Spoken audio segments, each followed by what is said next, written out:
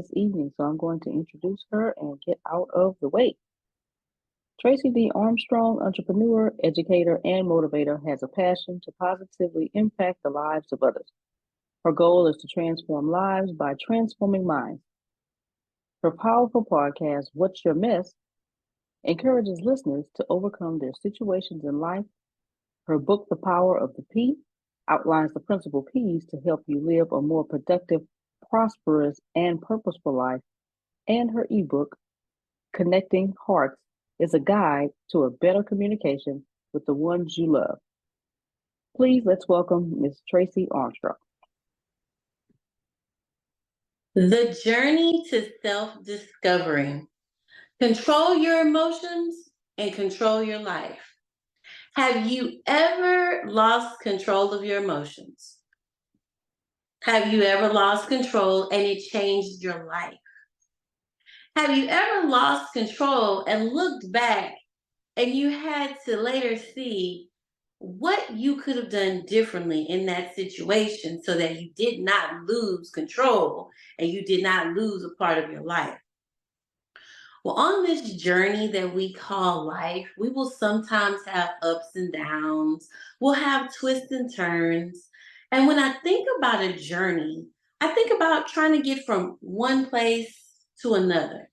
Now, everyone's lives will have many different journeys as we continue to live each and every day. So, how do you want your journey to go? Do you want to have a journey that's full of stress and anger and emotionally unstable? Or do you want to have a journey where when situations come, you know how to handle them? When situations arise and those ups and downs come, you understand and you know how to manage so that you can control your life because you know how to control your emotions.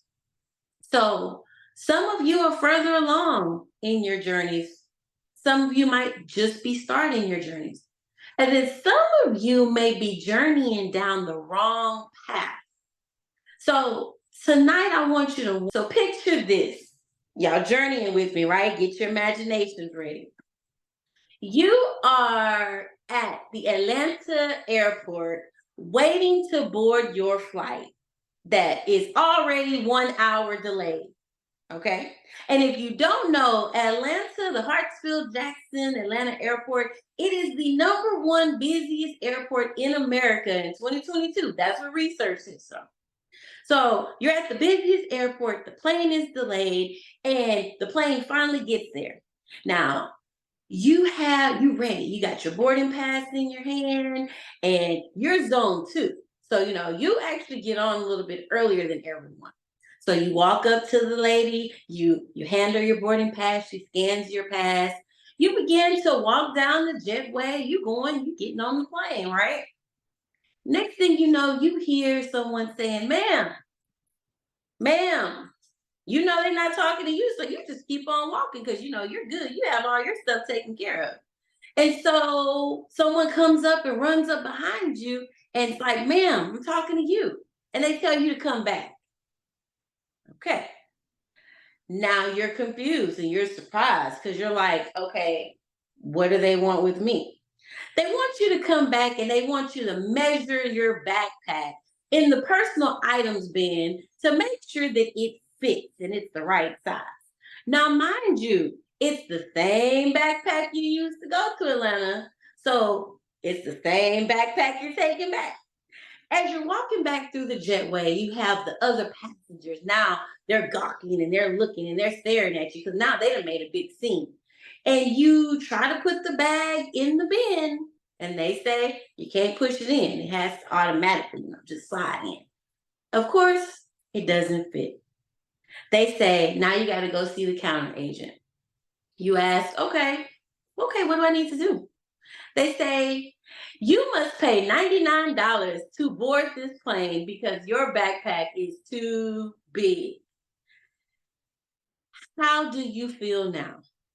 I really want you to ask yourself, how are you feeling? How are your emotions now? Are you starting to get upset? Are you starting to wonder what's going on? So then you say, okay, well, what if I don't have the money? Then what? Then they say, well, you'll just have to catch the next flight. You ask, well, when's the next flight? They say tomorrow. Tomorrow. Now you proceed to get frustrated. Now, mind you, you have the money. You just don't want to waste the money on the backpack. And you ask some more questions. You say, well, can I go take some stuff out? She ignores you and she requests and starts to book you for the next flight. You say, no, I can't stay another day. I need to be to work. Your blood pressure starts to rise. And then a stranger out of nowhere comes up and says, I'll pay for her bag. I'll pay for hers and I'll pay for mine. What do? Now, do you start feeling a little bit easier? Do you start feeling better? What is your new emotion? Do you just say thank you? Or are you still so mad that you don't even seem grateful? Did your emotions even change? Or were you still stuck in your feelings? Well, let me tell you, I was stuck in my feelings and it controlled me for the next 24 hours. This backpack right here, y'all see this backpack? This backpack right here caused me to lose 24 hours of my life. And I don't even want to say it caused me to lose it. I gave 24 hours of my life away because I didn't control my emotions. Now, as I walked from the counter, I told the man thank you, and I proceeded to walk towards the walkway again. Now I was so mad. I was bad. I had a bad attitude. You know how you get in a bad mood. So I got on the plane. I was rude to the stewardess. The stewardess was like, hi, welcome. And I was already mad. So I was rude to her. I didn't speak to her. And so then as I walked down the aisle, now the people who were already outside the gate were on the plane. And now, they're looking and they're staring. And you could just feel the people piercing through your soul as you're walking to your seat, as what you might think. Have you ever felt so upset and so mad that you just wanted to cry? Well, that was me. Now, as I made it to my seat, which was an exit row, which I had just paid for, mind you, I sat down and the tears started to fall. I'm sitting on the plane crying, and I know as they're trying to tell us what to do, I'm not paying any attention. I was so upset. Even though a complete stranger had just paid for me. Now I went from upset to feeling bad because now I had the money. I could have just paid for the bag. Now I started to look for him on the plane. I started to look and say, okay, well, I want to make sure I give him the money back. I didn't see this gentleman at all. I didn't even see him get on the plane. So now I'm on the flight, and the whole time I'm not focused. During this entire flight, my emotions had completely taken over me. I went from anger to sadness to, okay, when I get off, I want to find him. I want to pay him back. I felt bad. My emotions were shook. I had planned on writing while I was on the plane. I had planned on trying to take a nap. I couldn't sleep. I couldn't focus. I couldn't do those things that I planned on doing. Have you ever been in a situation where you've been at the point where it caused you to get off track because your emotions were not in control? Have you ever been to the point where you can't even sleep because your emotions were out of control? And you let your emotions control your life. Now, I got off the plane. I looked for the man again. Couldn't find him, y'all. And now I felt really bad because now I felt like I took somebody's money that, I didn't have to take his money. I could have paid for it myself. So now I'm feeling bad. I'm feeling mad. I'm feeling sad because I'm like, emotions are all over the place. And then someone later said to me, well, maybe he was like an angel that was put in your life, that was sent your way to help you out. Many of you have had people that have come into your lives to be a help to you, but you were too focused on how the other people treated you. You were too focused on all the hurt from the past that you didn't even give this person the opportunity to help you. Don't let the past control your emotions for your blessings for your future. Because that's what I did. I was blessed by this person giving, and I didn't even show my gratitude. I said thank you. But you can say thank you and still have, that's how I was. And so then I get to the car. My aunt comes and picks me up. I tell my aunt what happened, and she was like, well, why didn't you just pay the money? I said, I don't want to hear that. I'm still mad. I didn't want to hear why. I wanted her to say, I wanted her to take my side. So I get home, I'm telling my friend about what happened. You got to tell everybody when you're in your emotions. I tell my friend, and he says, well, why didn't you just pay the money? I don't want to talk to you no more. I didn't want to hear it. He was talking about why didn't I just pay the money? I called my daughter, y'all, because I told my daughter I made it back home safely. And I called her and I'm like, let me tell you what happened. And she said, Mama, why didn't you just pay the money? You had it, right? And I said, you know what? You're right. I had it. I could have paid the money and saved myself a lot of stress, saved myself a lot of the not being focused, but I was stuck in the mind of lack. I was stuck in, I don't want to pay because think it's the principle of the matter. I don't want to pay because it's my money. And I was stuck in the mindset that I'm not going to get this money back. And that why should I give them my money? But then I thought about it. My bag was too big. They were doing their job. It didn't fit. And that was the fee. But I didn't think about that till later. Okay. Because I went to bed mad. Now, have you ever went to bed and you went to sleep mad or upset about something? I was like, all I wanted to do, I wanted to be consoled. I wanted a hug. Guess what? I was still mad. I woke up mad. My emotions controlled my life the entire time. From the time I left Atlanta, while I was on the flight, from the ride from the airport to the house, overnight, my emotions controlled my relationship with my family, my relationship with my friends. I didn't want to talk to them. I pushed them to the side. I treated them wrong. It was mean. And that's not me. Because I'm not a mean person. However, when you don't control your emotions will control your life. So that morning, I was getting ready for work. And as I get ready, I normally listen to some meditation. I listen to some motivational speaking. And guess what? I listened to my own motivational moments and I felt like such a hypocrite. It was my talk about emotional mastery and how you can control your emotions. And I was talking about how controlling your emotions all the time and how these are the ways to control your emotions. And I'm sitting up here not controlling my own. I was like, Tracey, why don't you take your own advice? Because I teach the journey to self discovery. And the first two skills in those are self awareness and self management. So, this is what I did, and this is what I'm going to suggest to you. If you've ever been in a situation where your emotions have taken over your life, to where you are not focused, you are not doing those things that you need to do because your emotions are not in alignment. First thing I did was become more self aware. That is, I took the time to understand my emotions and my thoughts.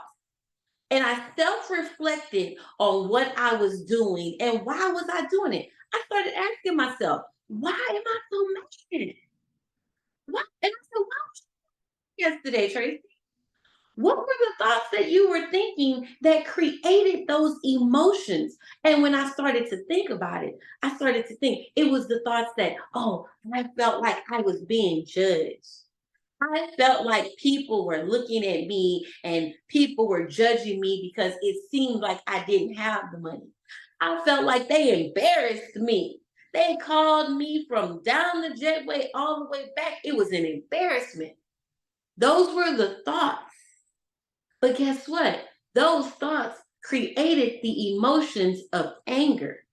And then I got mad because of the fact that I got mad. Because have you ever been like, man, I shouldn't have even let them get me mad? And then that anger built on top of the other, it just caused a snowball effect. And so after I did my self awareness and I started to self reflect, I started to think about the fact and take accountability.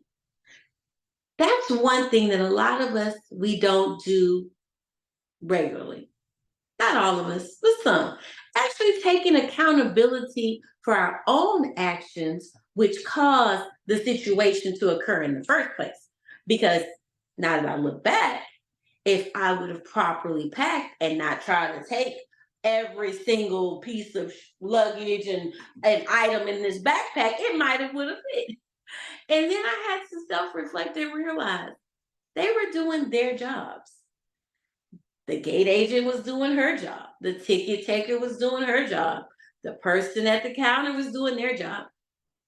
And so I needed to hold myself accountable for my actions and not allow my emotions to spiral out of control.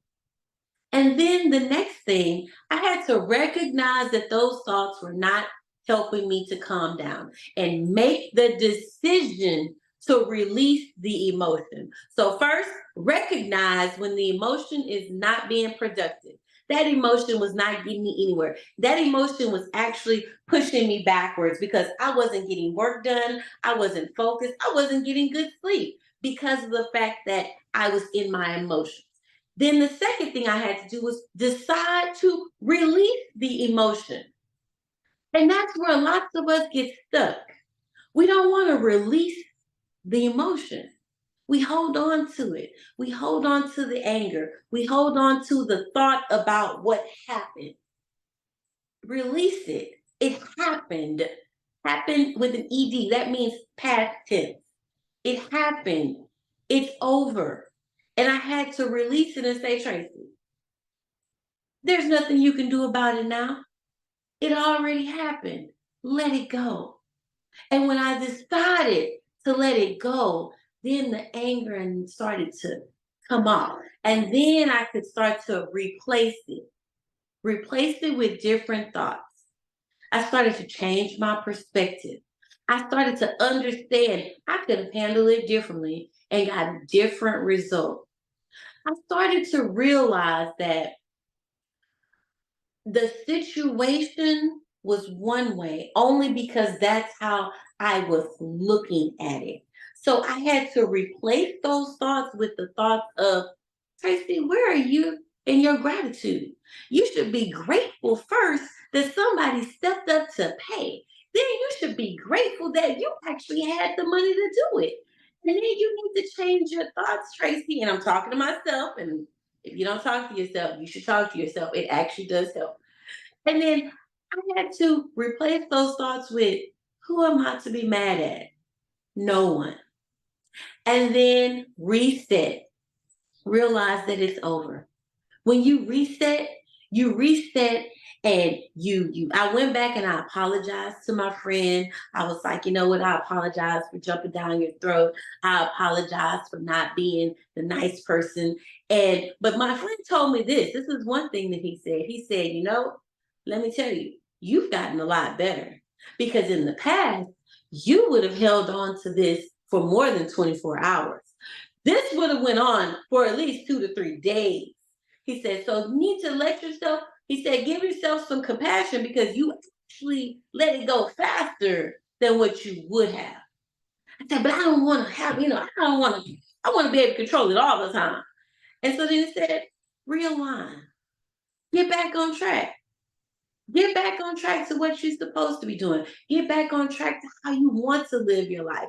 Being rude and being upset, that's not me. That's not my personality. I have the personality where I like to be nice. I like to be happy because on this journey, I don't want my journey to be full of anger and disappointment and upset and always thinking about the past and how the hurts. I want my journey to self-discovery to be a journey that's full of positivity, productivity, and those things that are getting me to where I want to be. Because remember, the journey is going from one point to another. And in between, you're going to have obstacles. You're going to have situations. How you handle it will determine how you end your journey. And it will determine how you feel while you're on the journey. So remember those things. Recognize, release it, replace it, reset, and then realign, get back on track, and do what you know you should be doing on your journey. So when your journey has situations that come up, don't let it get to you. Don't be like me. Instead, do these things. Breathe. Take a deep breath, which is what I should have did. Breathe. Because when you breathe, it will actually calm you down. It releases some of those things. But when you are upset, if you ever notice, you don't breathe. You're more like, and if you do breathe, you're breathing hard and you're up. Breathe. Assess the situation. Look at it from a different perspective. And then keep in mind the consequences of your actions, because my actions caused consequences that could have had a ripple effect, because I realized it could have ended up being much worse because of the emotions that I was showing to people. Every person that I talked to, they was hearing the story about the backpack instead of me focusing on the journey and all of the good things and the positive things that came out of the journey and the trip. No one actually heard about all the good things that happened in Atlanta because I was so focused on that end result. So, are there any questions before I close? Question. So you didn't know the guy. Did you see him afterwards? You just like blew him off? How did you handle the fact that somebody else paid the $99? In actuality, I looked for him. I did not see him. And when he paid, she asked him, she was like, well, which flight are you on? He was like, I'm on the same flight to Houston. And I looked for him. I didn't see him on the flight. When we got off, I was looking and I wasn't far back in the back. So I was like middle row, like, and so when I got off, I'm looking, I see him nowhere. And I'm like, okay, God. And I know, and as I look back on it, I'm like, I know, yes, this was a blessing. But I couldn't even see my blessing because I was so blinded by my emotions. And I just think a lot of times we miss that. A lot of times we miss our blessings because we're so stuck on the bad stuff. But no, I did. And I was thinking, because on the plane, I was contemplating the whole time. When I see this man, how do I want to get his cash out? Do I want to PayPal him? Like, do I want to Zelle him? Like, I was trying to figure out how can I pay this man back, and I was not able to locate him. So, thank you for that question. Any other questions?